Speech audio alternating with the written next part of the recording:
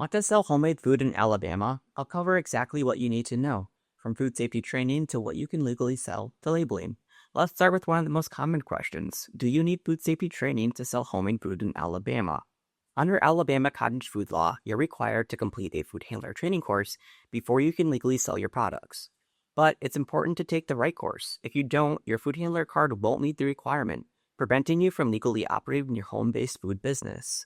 To be valid, the training must either be approved by the Alabama Department of Public Health or accredited by the ANSI National Accreditation Board, ANAB for short. ANAB accredited courses meet national food safety standards, are held to stricter quality requirements, and are recognized across state lines.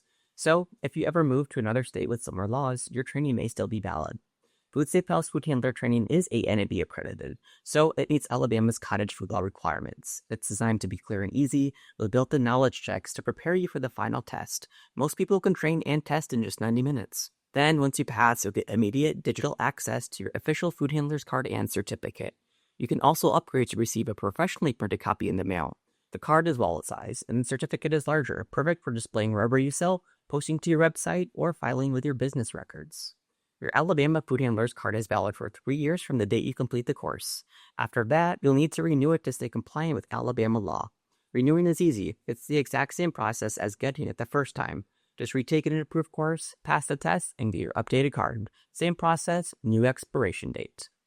Along with food safety training, you'll also need to know what foods are actually allowed under Alabama cottage food law. Under Alabama's cottage food law, you can sell homemade foods that don't require refrigeration or other time temperature controls to keep them safe.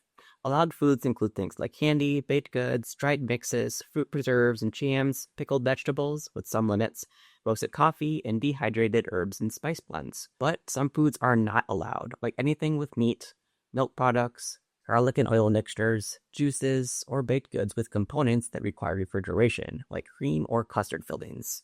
You're allowed to sell directly to people anywhere in Alabama, whether it's in person, over the phone, or online. You can't sell to or from retail food establishments like restaurants. If you're selling homemade food in Alabama, every item you sell must be properly labeled. The label must include the common name of your food, your name and address, a full list of ingredients in descending order by weight, a disclaimer that the product may contain allergens, and a statement that the food is not inspected by the health department. Labels must be printed in at least 10-point fonts, and before you start selling, you need to submit a sample label and your food handler certificate to your local county health department for review. Alright, let's recap. If you want to sell homemade food in Alabama, here's what you need to know. You must complete a food handler training course that's either approved by the Alabama Department of Public Health or accredited by the ANSI National Accreditation Board, such as the one offered by Food Safe Pal. You're allowed to sell non-refrigerated homemade foods directly to consumers, online or in person, anywhere in Alabama. Every product needs a label with information like your name, the ingredient list, and the required disclaimer. Ready to start selling your homemade goods? Visit foodsafepal.com to get or renew your Alabama approved food handler's card in just 90 minutes.